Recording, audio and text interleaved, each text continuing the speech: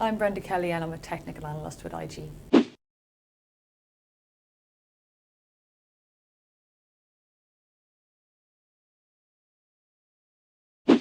Well, the dollar is probably one of the most traded currencies, and the euro dollar will be our most traded currency pair as it stands. And you can expect that the euro, since it's only been in existence since the early part of this century, has had its own problems, and now they've come to light in recent years. So there's been a huge amount of volatility in the euro dollar pair with regards to the Greece bailout and the following on from the likes of Portugal and Ireland. US dollar then as well has also had its restrictions, where we've had quantitative easing and a huge amount of, I suppose, volatility around that particular currency in light of the debt that the US has and the lack of growth and high unemployment rates there. So it has been a volatile currency to trade, but that is exactly what traders want. They want to see volatility because volatility can often mean profits. Well, certainly that, and the fact that the US dollar would be one of the bigger currencies, biggest reserve currencies, and then the euro would be used by the majority of Europe, those of the countries that are in the eurozone. So it would be the biggest trading pair, and a huge amount of trade would take place in regards to those two currencies. The more liquid a market is, the tighter the spread will be. If there isn't a lot of liquidity, you'll find that there'll be a wider spread. So that's another reason why you'll find that clients will be inclined to trade it, because of the fact that there will be very little difference between the bid and the offer price, and that can generally, if it's too wide, can impact on your profits. With euro dollar, you don't really have to worry about that. When it comes to the crisis, and this was the financial crisis, the US dollar saw a lot of capital flow. It is deemed very much a safe haven currency. So when equity markets fall, the capital flow generally goes to the US dollar. Another example of that would be the Japanese yen and the Swiss franc. And the euro has been under the cosh to a great degree because of the uncertainty and the reversibility of the euro in light of the problems that it faces. And the fact that you don't have a fiscal commonality between the eurozone countries, and yet you have got a single interest rate that's meant to be a one-size-fits-all policy. This is the problem that the euro faces, and that is why you've seen a huge amount of volatility. We even saw the euro drop down to around the 120 level against the US dollar at the very height of the crisis. Since then, though, we have had a fair few positive comments coming from the ECB in that the euro is not reversible, and that they were going to do everything that it took to ensure that it would stay in situ, and that included bailing out different countries and ensuring that the banking system didn't fail. And to some degree that has helped and has given the euro a certain amount of a push in the right direction.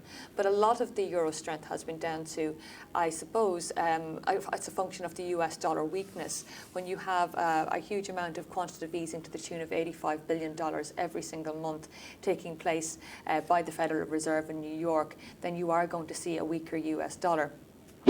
Similarly, you're seeing both currencies with their respective central banks going to all-time lows in terms of interest rates, which leaves very little room for further downside.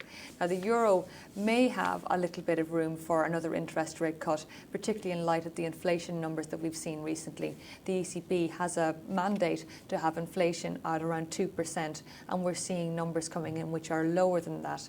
And also the growth expectations for Europe and the US as well, judging by the IMF's comments recently, are not too good, and that would possibly inspire the need to spur the markets on, to spur a bit of growth and to spur credit. And the only thing the ECB can do is reduce interest rates. It cannot print. That is part of their mandate, that they're not allowed to do any sort of monetary financing or quantitative easing, whereas the US does have a greater number of tools at its disposal. So from a currency pair trading opportunity, it is a lot about central banks at the moment and the intentions that they might have, regardless of debt or, I suppose, even inflation levels of individual countries. It is all about what the overall number is for the Eurozone, whereas with the US, you have to look at payroll numbers, growth numbers, Their inflation numbers are also rather low, which could, again, see an increase of quantitative easing there. There are fears at the moment of deflationary climates, and that is something that Japan has been had problems with over the last number of years. And as a result, you've seen that central bank there go ahead and embark on a huge amount of looser monetary policy, which has weakened the yen considerably against the US dollar and the euro. There has to be caution there that you're not entering a currency war with lots of different central banks embarking on these different measures. There is a fear of that, and as long as it's there to try and attack a deflationary environment rather than weaken a yen, it's seen as okay, but you can't really have one without the other.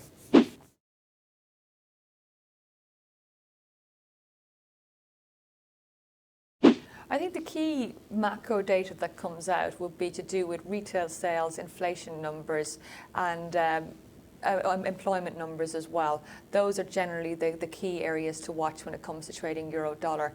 The non-farm payrolls is really the granddaddy of them all. It comes out on the first Friday of every month in the US, and generally speaking, a weaker number there versus expectations recently anyway.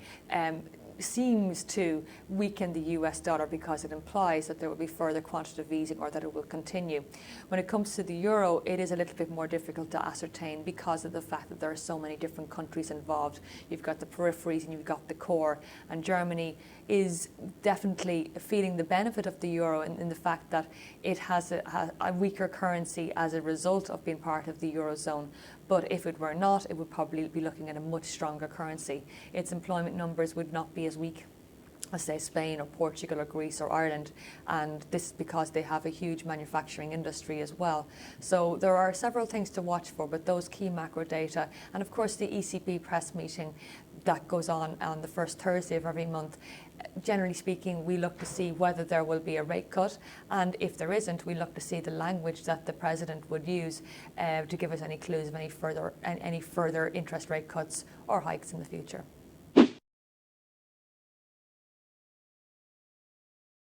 When we saw Jean-Claude Trichet, the previous president, he used specific language and would have spoken about stability, easing, or downside risks. Draghi, for example, tends to use the expressions like downside risks or inflationary concerns or increased downside risks. And generally speaking, that lends a bit of a direction to the euro dollar, certainly around the time of the press conference. And it's a very volatile time if you're going to trade the euro dollar. In fact, if you're new to it, I would not recommend it whatsoever, because you can see maybe 100, 150 pips of a move in that currency pair during that particular meeting.